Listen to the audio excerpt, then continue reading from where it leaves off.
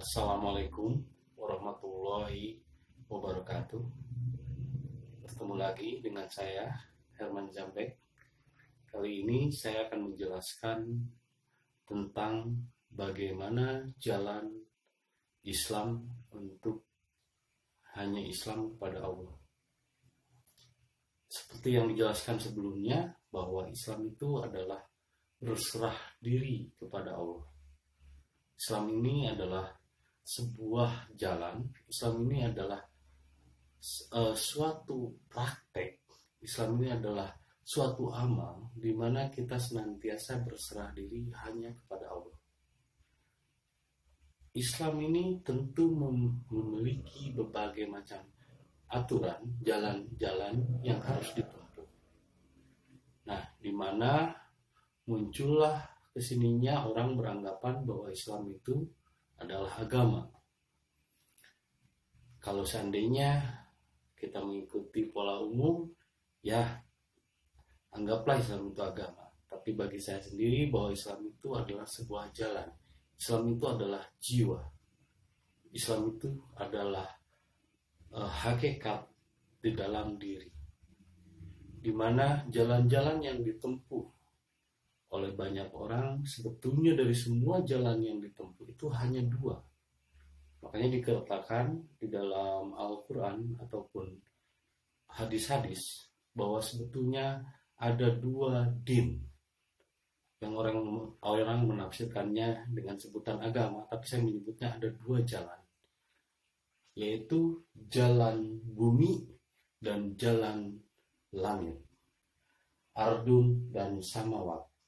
Jadi kalau diartikan agama mungkin ada agama bumi, agama ardun, dan agama samawat. Lah kenapa bisa dikatakan begitu? Begitupun dalam Islam. Jadi Islam itu ada yang menggunakan cara bumi, ada yang menggunakan cara langit. Maksudnya adalah Islam yang menggunakan cara bumi adalah upaya manusia yang ingin mencari dan meraba tentang keesaan Allah, mencari Tuhan, disebutnya mencari. Sedangkan Islam yang samawat, Islam dari langit, adalah mereka sudah tersentuh oleh kuasanya sehingga tidak perlu lagi mencari. Tidak lagi perlu mencari ridho Allah, karena ridho Allah, kekuasaan Allah sudah meliputi bersama dirinya. Sehingga jalannya pun akan terbalik.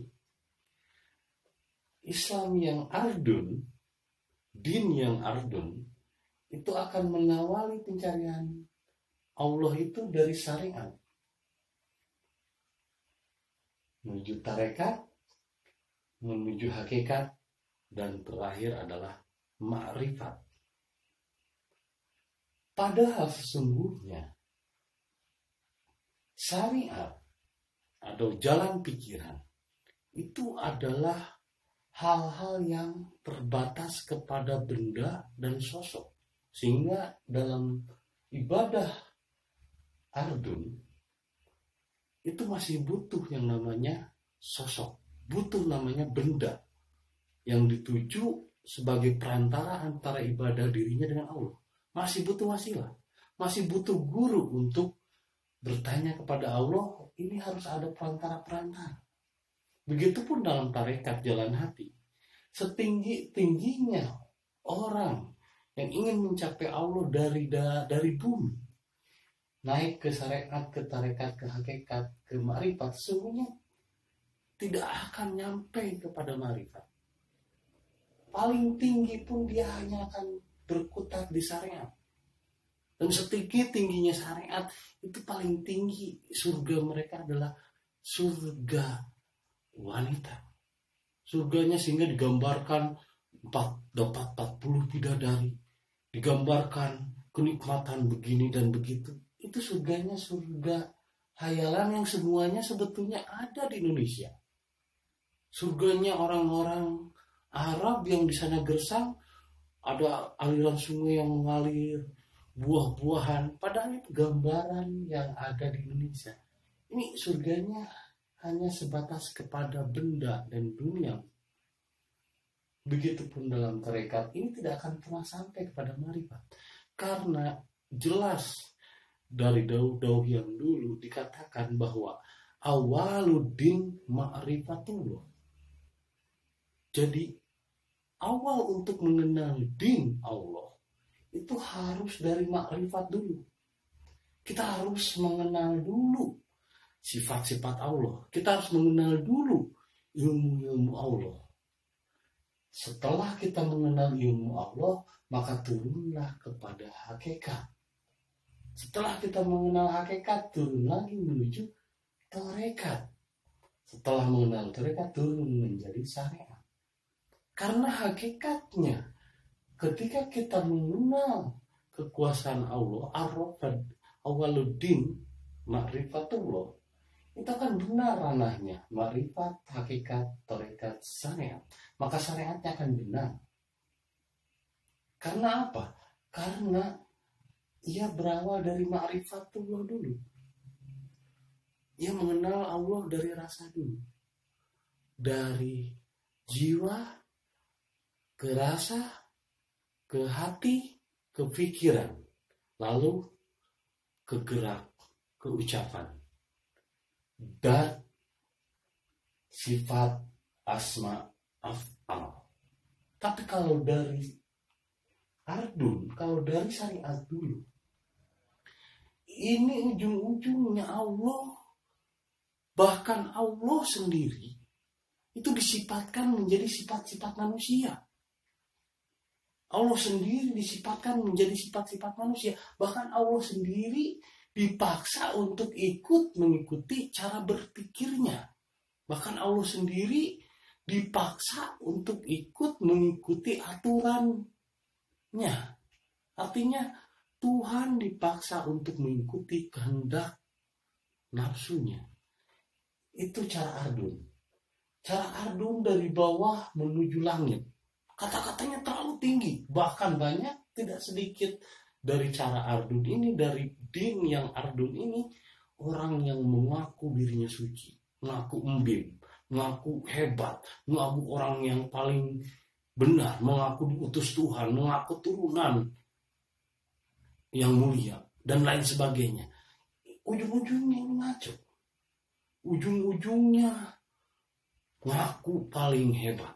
Karena dari ardun ini, din ardun menuju langit, ujungnya cuman ngaku.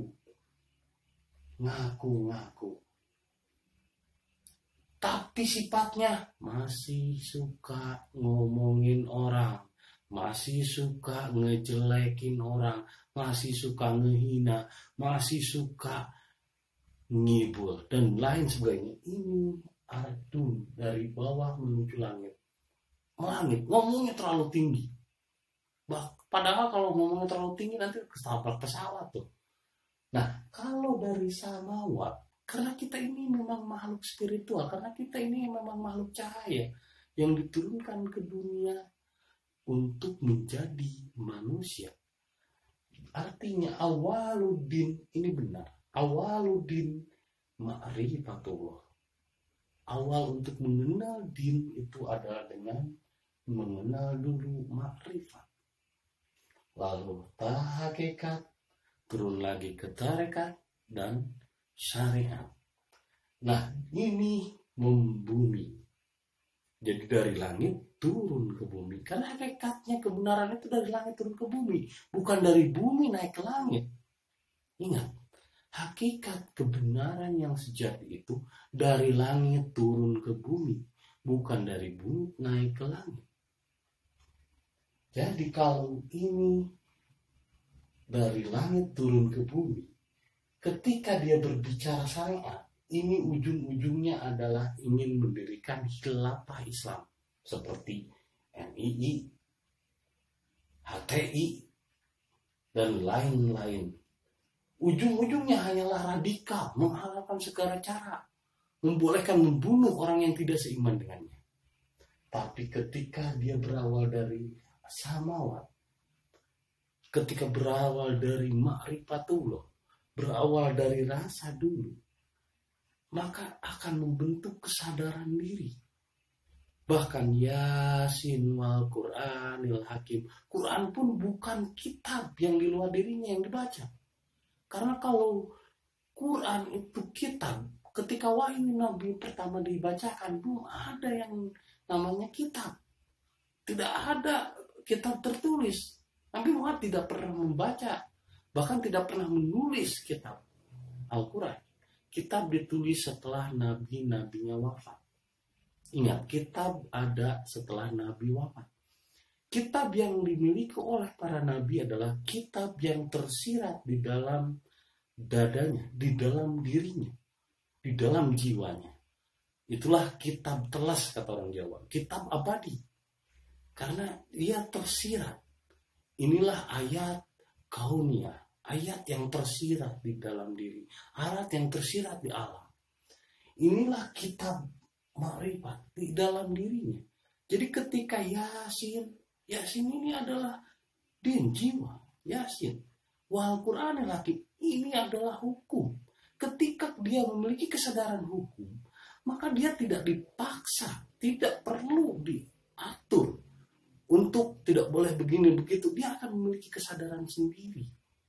Oh, ini nggak boleh. Oh, ini nggak boleh. Bukan karena larangan dan perintah, tapi karena kesadaran yang tumbuh dari dalam dirinya. Karena dia telah mengenal dulu tentang hakikat kesejatian dirinya.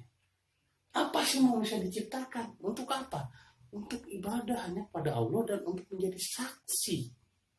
Untuk menjadi saksi atas kebesaran Allah yang telah menciptakannya. Sehingga hukum-hukum yang terjadi kepada dirinya hanya untuk dirinya, diterapkan kepada dirinya. Tidak dipaksakan kepada orang lain agar orang lain mengikuti caranya. Orang mengikuti dia karena dari makrifat turun ke syariat dalam perbuatan contoh akhlakul karimah. Jadi orang tidak dipaksa untuk mengikuti dia, tapi dia mencontohkan akhlak yang baik sehingga orang tersentuh. Karena lahirnya dari dalam, bukan dari pikiran.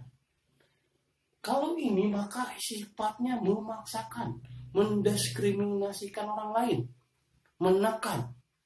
Dan ketika penerapan hukum yang dilakukan dari Ardun, ini penerapan hukum yang disebut pemerkosaan, pemaksaan, penjajahan.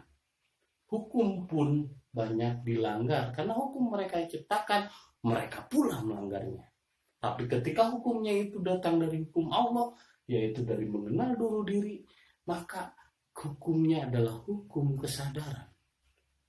Kalaupun saya misalnya berbuat dosa, itu karena dia sadar, merasa selalu disaksikan oleh Allah, karena dia makrifat, karena dia mengenal bahwa Allah Maha melihat, maka dia tidak perlu diikat dengan hukum-hukum Islam, karena di dalam dirinya sudah ada hukum, karena dia telah sadar bahwa dirinya senantiasa disaksikan oleh Allah, bahwa dirinya telah mengenal Allah, bahwa Allah selalu menyaksikannya. Maka dengan Islam yang samawat ini, dinus samawat, inilah Islam yang sejati, yaitu din samawat. Kalau dinu ardun, dari syariat, tarekat, hakikat, ke makrifat, dan itu pun tidak akan pernah mencapai hakikat dan makrifat, paling-paling mentok di tarekat. Karena starting awalnya dari bawah ke atas, itu tidak akan sampai, paling sampai ke tarekat.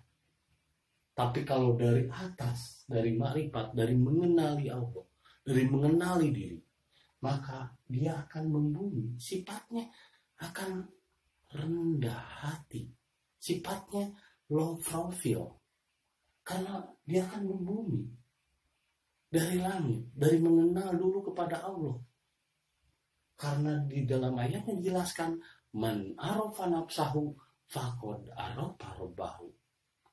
Itulah caranya, yaitu dengan mengenali diri, dengan mengenali siapa diri kita, siapa bahasa kita, bagaimana bahasa ibu kandung kita, bagaimana budaya kita, maka dia akan mengenali Allah, mengenali siapa Rabbnya. Maka awali Islam dari makrifat, hakikat, tarekat, dan syariat. Inilah Islam yang samawat, tujuannya untuk menjadi manusia, membumi untuk menjadi manusia. Tapi kalau dari adun, dari tujuannya dari syariat, mentok di syariat, ujung-ujungnya malah ngaku-ngaku embib orang suci, disembah-sembah, ingin dipuja, ingin dianggap hebat, ingin dianggap orang yang suci, ingin dianggap orang yang dekat dengan Allah, tapi kelakuannya arogan. Ini adalah orang-orang yang arogan, ngaku-ngaku, dan hukumnya pun memaksakan. Ini adalah penjajahan, ini adalah budaya yang dibawa, ini adalah tradisi yang dibawa. Islam itu tidak ketika datang ke sini, para wali pun dulu memakai pakaian Jawa, memakai adat-adat Jawa. Karena Islam itu ada masuk dalam ruang relung budaya, tradisi, dan kultur juga dalam bangsa apapun. Karena Islam itu kesejatian diri. Bukan memaksakan suatu budaya dari Arab. Ingat, bukan Arabisasi, tapi Islamisasi. Tujuan kita Islam kepada Allah kah? Atau tujuan kita Islam kepada agama? Tujuan kita berserah diri kepada Allah kah? Atau tujuan kita berserah diri kepada embim-embim yang dianggap suci, dipuja, dikurtus? Tujuan kita bukan kepada manusia, tapi hanya kepada Allah. Tujuan kita bukan menjadi orang Arab. Tujuan kita adalah menjadi orang yang berserah diri kepada Allah. Inna dina indallahil Islam. Sesungguhnya jiwa yang diterima kembali kepada Allah adalah berserah diri. Dan inilah jalannya. Awaludin ma'rifatullah. Awalilah mengenali din dengan ma'rifat. Itu saja yang bisa saya sampaikan saat ini.